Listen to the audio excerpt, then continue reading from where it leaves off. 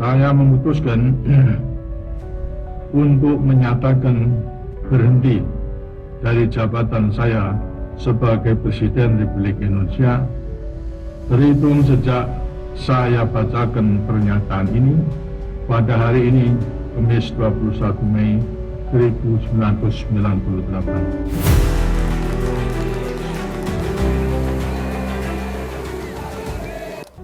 Bagaimana jika 95% kemarahan yang Anda lihat di media sosial hari ini mulai dari isu dolar melejit, tagar gulingkan pemerintah, hingga meme yang mengejek kebijakan negara bukanlah kritik yang organik? Bagaimana jika semua kekacauan ini adalah bagian dari skenario geopolitik internasional yang polanya pernah digunakan untuk menumbangkan Presiden Soeharto pada tahun 1998? Kalian harus tahu ini kata-katanya ngeri banget. We created the condition that obliged President Soeharto to leave his job. Wow. Ini nunjukin bahwa semua sudah di skenario. Kami menciptakan kondisi yang memaksa Presiden Soeharto turun. Ini adalah pengakuan rahasia dari Michael Kamdesus, mantan Direktur Pelaksana IMF, didukung oleh mantan Sekretaris Negara Amerika Serikat Lawrence Eagleburger yang terang-terangan berkata kami cukup pintar memanfaatkan IMF untuk menggulingkan Presiden Soeharto pada tahun 1998. Lawrence Eagleburger, U.S. Secretary of State, we were fairly clever in that we supported the IMF as it overthrew Soeharto. Kami cukup pintar dalam mendukung IMF untuk menggulingkan Soeharto.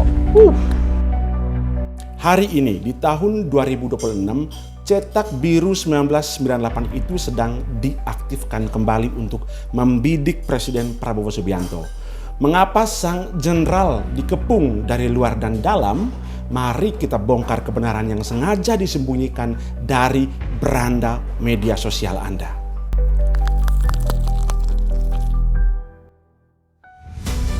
Saat ini lini masa kita dibanjiri oleh algoritma kemarahan bahkan kebencian.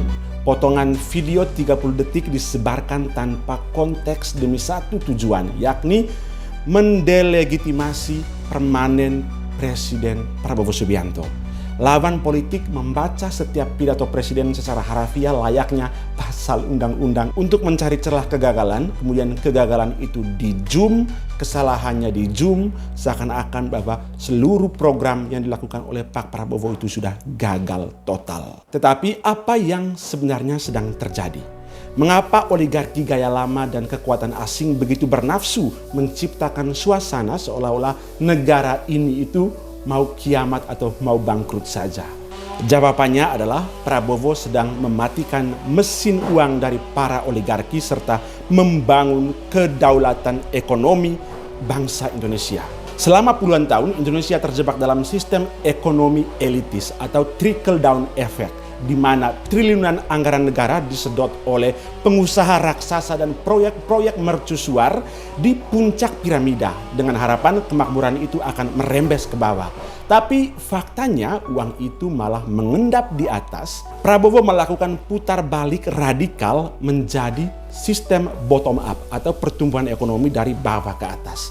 Negara mengambil alih kendali ekonomi demi menyuntikkan urat nadi langsung ke akar rumput lewat program-program besarnya. Seperti MBG, Koperasi Merah Putih, dan Sekolah Rakyat serta Desa Nelayan Merah Putih. Untuk bisa mendanai semua program-program ini, Prabowo terpaksa harus memangkas anggaran perjalanan dinas, menghentikan proyek-proyek titipan, dan menutup keran korupsi struktural. Akibatnya terjadilah gejolak hebat dari dalam birokrasi dan kabinetnya. Para pejabat korup, relawan aji mumpung yang kehilangan lapak, hingga oligarki yang keran uangnya macet bersekutu mendanai pabrik hoax dan pasukan Bajor untuk menciptakan narasi bahwa Indonesia ini sedang runtuh dan menuju kegagalan di tangan Prabowo Subianto. Jika Anda mengira pelemahan rupiah dan jatuhnya bursa saham saat ini murni karena kesalahan tata kelola dalam negeri, Anda sedang termakan umpan asing. Meskipun kita tidak boleh menafikan bahwa adalah kesalahan-kesalahan, blunder-blunder yang dilakukan oleh pemerintah maupun oleh pembantu presiden di dalam negeri. Mari kita bedah sejarah berdasarkan fakta geopolitik yang dibongkar oleh data Astronaci berikut ini.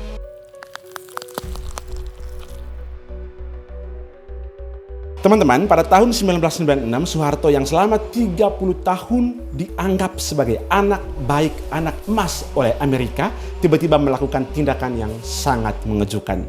Kita tahu dari sejarah maupun dokumen-dokumen yang sudah dideklasifikasikan bahwa ada keterlibatan CIA dalam memenangkan atau mengangkat Presiden Soeharto menjadi presiden pada tahun 67 dan menumbangkan Presiden Soeharto. Itulah makanya ia disebut sebagai anak emasnya Amerika.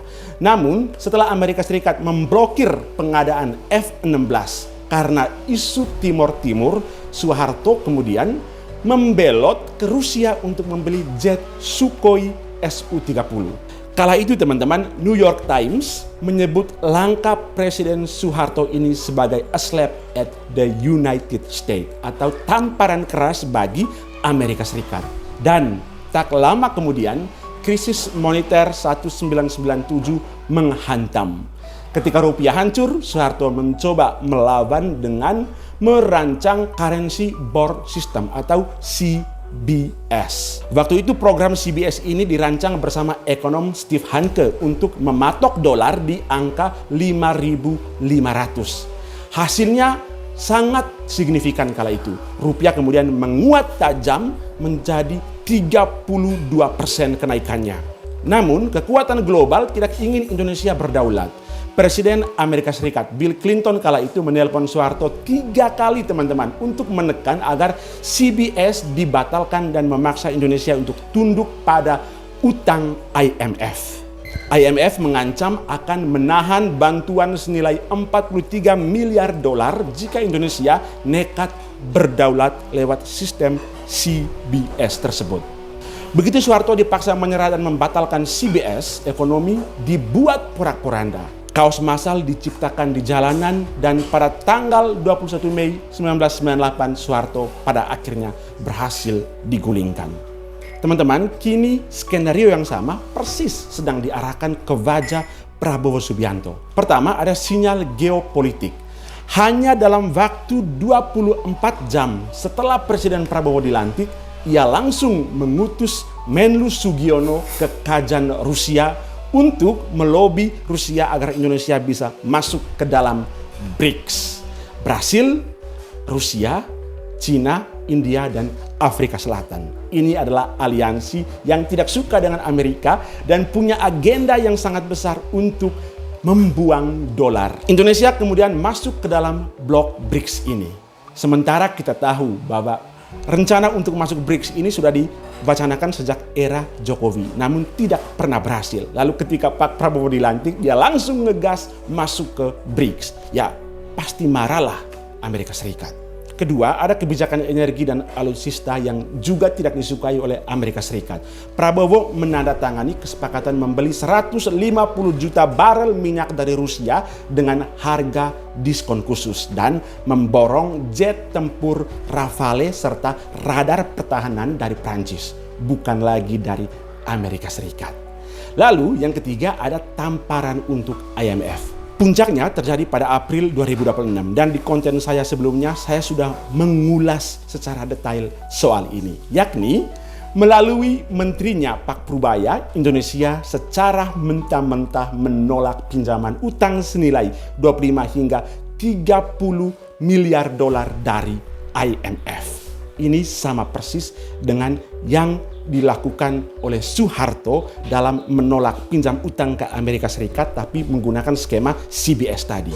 Sama seperti tahun 1998 penolakan terhadap IMF dan perubahan kiblat geopolitik dan kebijakan luar negeri ke arah Rusia langsung dibalas dengan serangan ekonomi dari kubu Amerika Serikat. Yang pertama, misalnya, yang baru-barusan terjadi, majalah global sekelas The Economist langsung melakukan pembunuhan karakter lewat narasi bahwa Presiden Indonesia sedang membunuh ekonomi dan demokrasi. Ini barusan teman-teman terjadi dan viral di Indonesia selama 1 minggu ini, yakni ulasan dari majalah The Economist ini.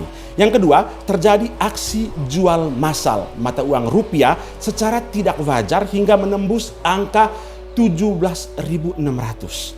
Lalu yang ketiga, tiba-tiba muncul lembaga indeks global yang bernama MSCI dengan alasan transparansi emiten. Ini adalah replika sempurna dari strategi 1998 ketika IMF memaksa penutupan 16 bank.